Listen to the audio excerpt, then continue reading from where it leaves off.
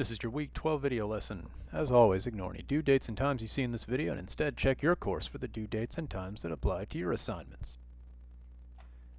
Let's take a look at our to-do list. You're watching the weekly video lesson, so you're in good shape there. Be a great idea to go over the materials in the paper 3 module one more time, especially now that we're a little further into the paper and you probably understand a lot of the terminology I used a couple weeks ago when you first looked at those materials. You probably understand that material a lot better now. And so words like database and opposition and claims will make a lot more sense now. Now you should be using this week to dig into more research on your topic, and for that you'll be exploring the databases. If you haven't done that yet, definitely go back to the previous modules and see if you can track down that video I made, how to find articles in our databases. Watch that before doing this week's assignment. Now if you're going with a prong thesis, I went ahead and I stuck the video from the compare-contrast essay on how to make your thesis and topic sentences work together. I stuck that one back in this module. That way, if you need a refresher on organizing your outline based on your thesis, you have easy access to that video. If you're not using a prong thesis, you don't really need to worry about watching that video again. I'll help you with the weekly discussion forum in a moment, and then you've got a quiz. Let's head over to that discussion forum now. So the final essay, as you know, if you've been reviewing the instructions and materials in the paper 3 module closely, you know this one has an additional paragraph in it. We've been writing 5-paragraph essays, but this time we're writing a 6-paragraph essay. And that first body paragraph is where you address your opposition's views. And so that's something you're going to practice doing today. So you'll give me a draft outline of your research argumentation essay that includes a thesis and your 4 topic sentences. The video you're watching here will help a lot with this process. So you're going to set your post up this way. Just label your thesis, label topic sentence 1, and this will be your opposition, where you treat those who disagree with you with respect. Then you have topic sentence 2, 3, and 4, where you make claims in support of your thesis. And that's probably what I can help you with most this week. So you're going to write a total of 4 sentences, and let's take a look at our rubric. So for the thesis, I'm going to make sure that you're acknowledging your opposition and stating your position. I'm looking for it to be reasonably well written. We're still drafting, so I'm not looking for perfection. I just need to see that you have the groundwork for a well-rounded thesis statement that acknowledges that not everybody agrees with you and makes your position clear. Now, if it's a little vague or really, really poorly proofread that I can't really figure out what you're trying to say, it'll cost you a point. And if you forget to include the major components of opposition and your stance, then you won't get any points for your thesis. Topic sentence 1, I'm looking for a respectful acknowledgement of those who disagree with you. Now, sometimes you can name a person, or sometimes it's more of a group, or even a policy or just an idea that those who disagree with you hold. Any one of those would be fine as long as it's a pretty clear, respectful statement. Now, the main component here is that, I'm looking for some level of respect. The more specific you can be, the better. But at bare minimum, you really do need to be respectful of those who disagree with you. And writing them off as some people at this point in the process would be disrespectful. So avoid that. Make sure you know who and what you're up against. Now, for your topic sentences, I'm just looking for a clear, direct claim that helps support your thesis.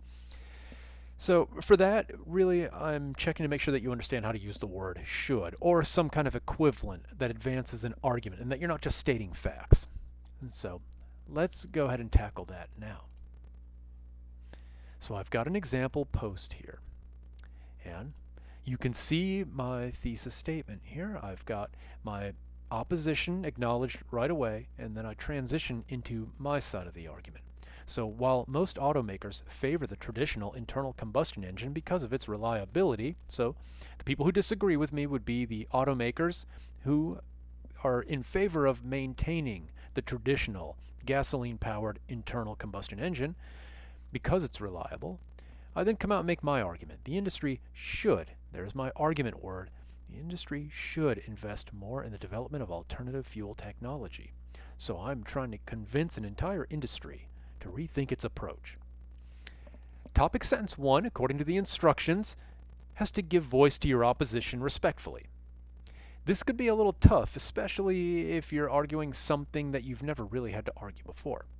Take a listen to my topic sentence and then I'll show you how I came up with this. And maybe you can use my process to come up with your first topic sentence. The internal combustion engine is a proven and reliable platform, so to ask manufacturers to retool for an entirely new platform would likely lead to a complicated and unreliable mess. I think anybody who disagrees with my argument in favor of alternative fuels could make a reasonable and sound argument that alternative fuel vehicles are a lot more complicated, and that if we were to move into this new technology hastily, we would probably be dealing with a very complicated mess. A lot of broken down cars, upset people, lawsuits, all kinds of things. So let me show you how I came up with that. You saw a lot of this last week. We go to the college's website, hover over academics, and click on library, media, and services. We're going to go into our databases. So I'll do online library resources. I love going to multi-subject databases. And if you remember from last week, one of my favorites, opposing viewpoints. So this is one of my favorite databases, but if you watched the videos, it was either last week or 2 weeks ago where I introduced you to these databases, I'd let you know that opposing viewpoints has some limitations. You have to stick to academic journals for the research you include in your paper, but that doesn't mean you can't look at the other material in this database to get ideas. Now, I'm doing alternative fuels, or you might say I'm doing hybrid vehicles, or possibly you could say that I'm looking at fossil fuels. So any one of those would make a decent search term. But remember, we can do browse issues and get more general search topics. Now, I did this the other week, and I didn't find anything on alternative fuels. But you might recall I did find electric and hybrid electric vehicles and cars. There might be something helpful there. As I was scrolling through, I also found fossil fuels.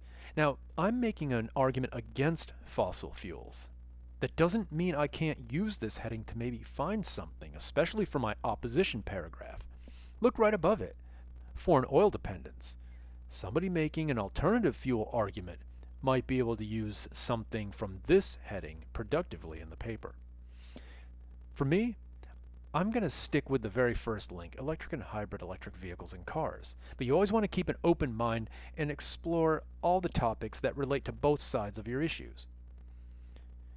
Now I'm going to scroll down, and if you recall, we want to stick to academic journals for the research we're going to include in our paper.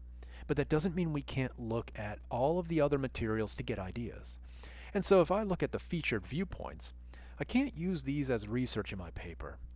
But notice the first hit that comes up. Made in America electric cars. Good in theory, but a complicated mess in practice. That sounds like a pretty good argument against alternative fuel vehicles like electric cars. And so that gave me the idea for this opposition topic sentence. And so this is a reasonable approach that somebody might take to arguing against me. I've paid respect to those who disagree with me. The internal combustion engine is a proven and reliable platform, so to ask manufacturers to retool, rebuild all of their facilities for an entirely new platform like electric vehicles would likely lead to a complicated and unreliable mess. So my first topic sentence definitely gives respectful props to those who disagree with me. I now get 3 topic sentences to make claims that support my thesis in favor of alternative fuel technology development. So I'm going to first argue that the industry should, there's my argument word, rethink its approach to alternative fuels because fossil fuels are costly and inefficient to mine. Now I can worry about doing research to support that claim later on. I'm entitled to my opinion, and claims are just your opinions that you can worry about supporting later on with evidence and warrant as you get deeper into the process. For now, you just want to outline the argument you hope to make. So I hope to make an argument that the industry should rethink because of how costly and inefficient it is to harvest fossil fuels. My middle body paragraph, I hope to make this argument. Alternative fuels offer the possibility of massive job growth. Accordingly, automakers need to, or should, there's my argument, adapt to this dynamic and growing market. Again, I don't know how many jobs this industry will create, if any. I'll have to do some research and poke around and see if I can find support for this. Right now, I feel like I would like to make this argument. There might be no support and I might have to change my mind, but right now, I think it's a great argument as long as I can find the research. Here's the one I'd like to end on. Whether CEOs believe in climate change on a personal level or not, car companies should, here's my argument, car companies should take this existential threat seriously and explore alternative fuel development to help preserve the planet for future generations. Once again, I don't have any evidence right now to back this up, but if I dig around in the next 2-3 weeks, I might be able to find something. And then I could support this. And if I don't find anything, I can always change to another claim. Maybe I'll learn a little more as I do more research and I'll find a better claim to replace one of these if I need to. But really the point of this week is for you to start exploring differing opinions on your issue and start to refine your ideas. Show me that you know who and what you're up against in your first topic sentence. Then, in the following 3 topic sentences, make strong should claims that connect back to your thesis. Don't tell me something like fossil fuels are costly and inefficient to mine. That's a fact.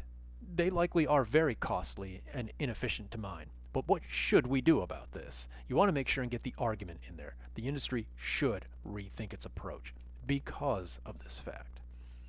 So, once you're done, put feedback in the subject line if you want me to comment. If you're not looking for comments, don't worry about it. It won't impact your grade either way. You hit the submit button, and don't forget to click on through and take your weekly quiz. If you have any questions, come up here, click on the little envelope button, send me an email, and I'll do my best to help.